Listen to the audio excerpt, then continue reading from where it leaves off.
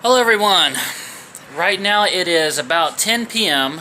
on Monday, April the 22nd, 2019, and I'm out here in Waycross, Georgia, and I finally got a chance to do it. I'm going to go in and see Shazam. Even though it's been in theaters for a while, I've been so stinking busy, I haven't had a chance to see it until now. But a Monday night showing at 10:15 should give me a pretty empty theater, and I'm looking forward to it. Also, a movie about a main character that is very childish and silly. I think it would be completely appropriate for me to have my co-host review this movie with me. Of course, I'm talking about Clatters, the Trash Panda. Come on out here, Clatters. There he is, guys. Clatters is finally back. He's going to be reviewing this movie with me. I'm going to smuggle him on in, probably free of charge. And then right afterwards, turn the camera right back on and give you guys our not-so-expert opinion on the movie. And there it is, Clatters. Are you ready? Yes, here we go.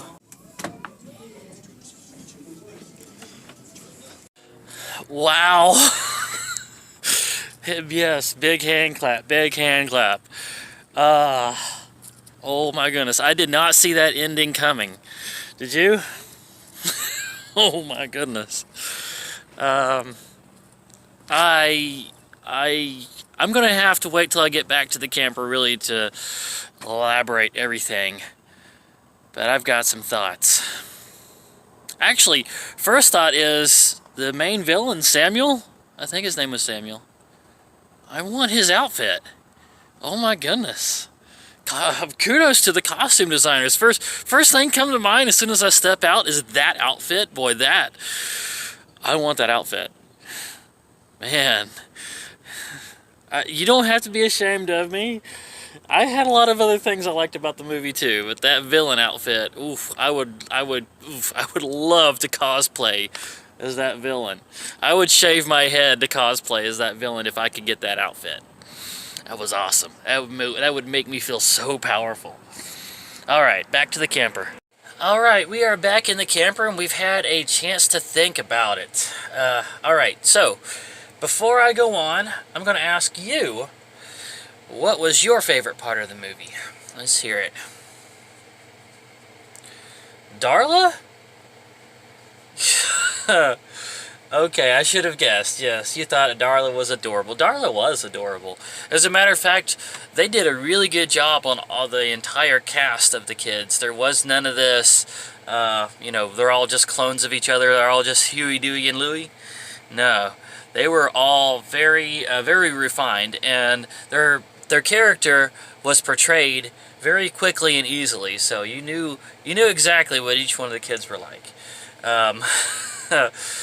There was a few things in there that really let you know that this movie was made by adults that don't really totally understand kids' life.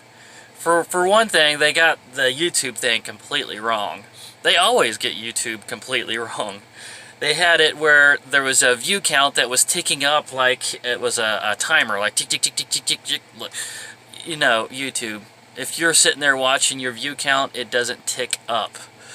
You have to refresh the page, if you want to see the new view count. And also, whenever the videos were uploading, they would just upload, and then there was a button that said done. No. YouTube doesn't do that.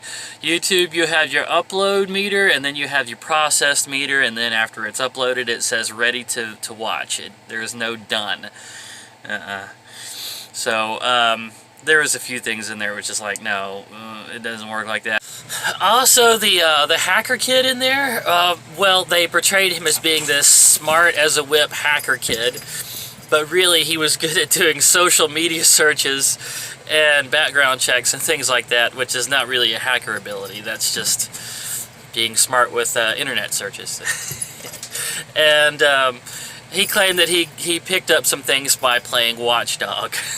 And if you guys didn't know, Watchdog is a video game that you played, I think, mostly on the Xbox 360 and also the PlayStation 3. And we are already on to the Xbox One now, so this video game is already a generation old. And also, it was basically a third-person perspective with hacker mechanics. I think the main character could take over things like stoplights and ATM machines. I haven't really played it, but I've seen a little bit of it. No, you can't learn how to be a hacker by playing Watch Dog. It's just like, that's like saying you can learn how to be a mathematician by watching It's a Beautiful Mind. It's just, no, that was just like, you could tell somebody, some writer up in their, 50s sitting at a keyboard going, oh, honestly, this kid is good at hacking, so we're gonna, what's something they like to do that has to do with hacking? Watchdog. Yeah, my kid was playing Watchdog a few years ago. So I put that in there. They had Shazam flossing, which they should have known, dances and memes like that go out of vogue way too fast to try to put them in a movie. The movie's in theaters now, and realistically, the floss is already out of vogue.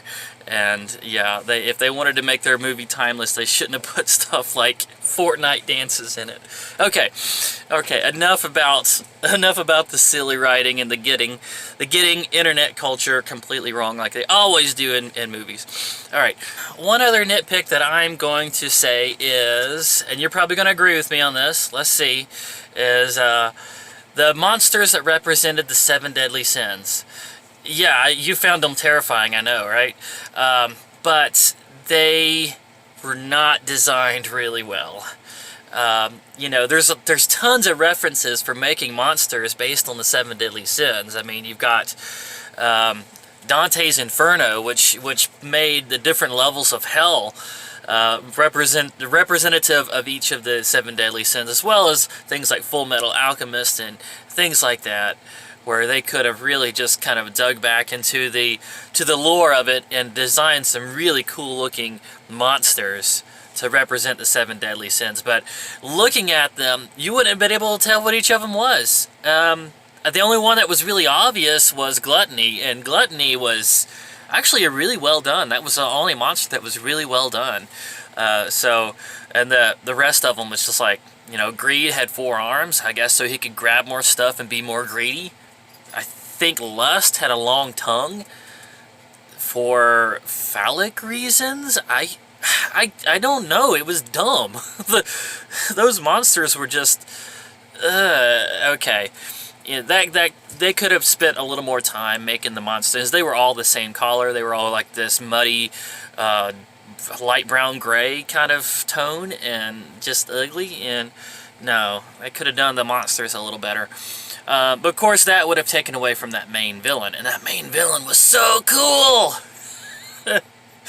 Now, to be fair, they actually brought this up in the movie. Shazam himself, during the final showdown, was like, he was counting out the different 7 deadly sins, and he even said, then there's Lust, which I thought would be a lot hotter. I think Lust was the one that looked like a giant bat. Yeah. So even in the movie, they actually pointed out that they could have done a better job with their 7 deadly sins. Another nitpick that I'm going to point out is the bullies. The bullies were a little bit too 90s bullies. They looked like they were way too old to still be in high school, for one thing.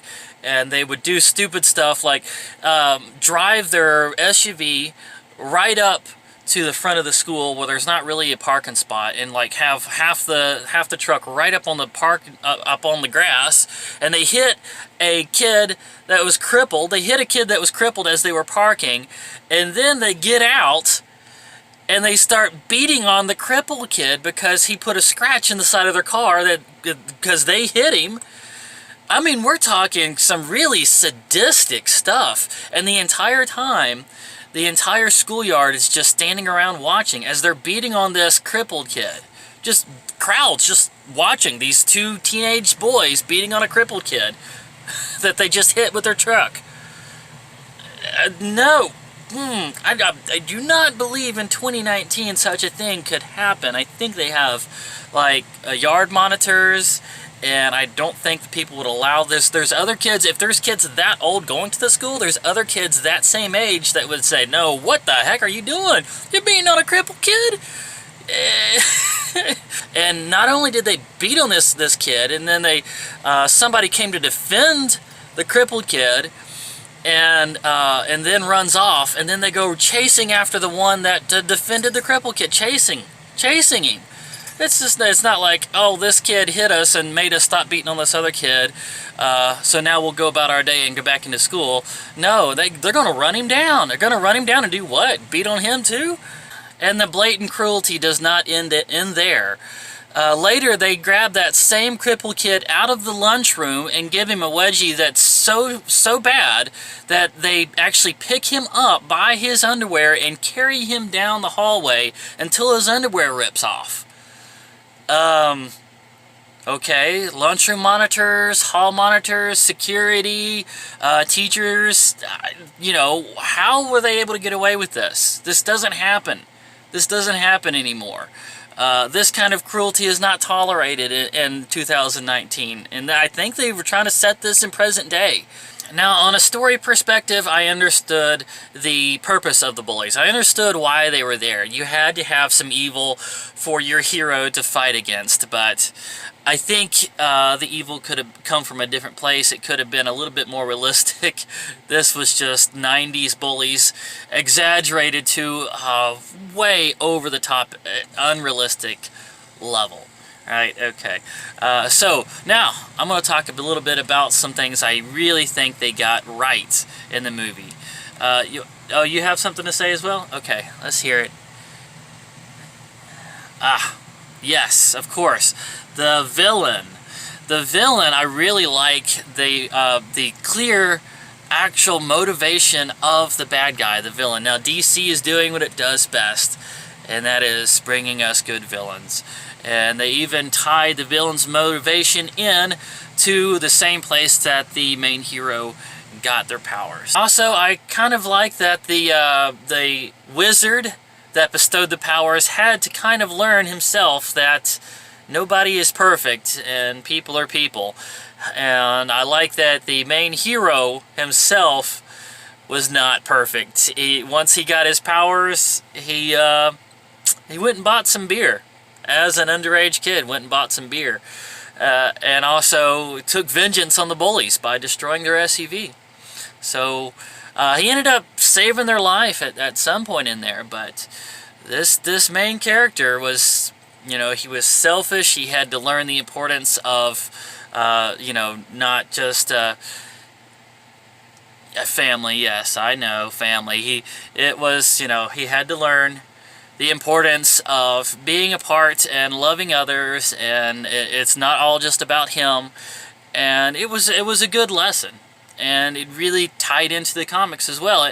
And another thing was the main villain actually holding Billy Batson's head underwater so that he couldn't speak the word Shazam. That's something that happens in the comics a lot too. So it was nice that you could tell that the people that made this actually read some of the comics. And also the deal where him turning into Billy and back into Shazam as being part of his fighting strategy. Because every time he yells Shazam and turns into Shazam, there is a powerful, massive lightning bolt. So sometimes he'll be like pinned down and he doesn't know what else to do, and he'll just yell Shazam, and then the lightning bolt that transforms him back into Billy will just obliterate whatever monster is trying to hold him down. That happens in the comics a lot, so it's nice to see they put that in the movie as well. So we've got some good homage and respect to the source material. We've got a great, you know, leading character that is not perfect, that's very human, that gets into arguments, that gets mad, that gets selfish, that has to learn a lesson. You've got good family. It's an all-around, well-rounded movie, really well done. The writing was a little lackluster, like I said, as far as the bullies and a few other small, nitpicky areas, but overall, I'm going to say a fantastic movie. Would you agree? Okay, so we're going to say, go out and see the movie. Keep in mind that it is PG-13, so don't bring really small children because it is scary at times. But altogether, a great date movie, a great family movie, and I'm going to say I really recommend it. I'm going to give it a solid 8 out of 10, and that's going to be it for this review. I hope you guys have enjoyed this, and I look forward to seeing you on the next one.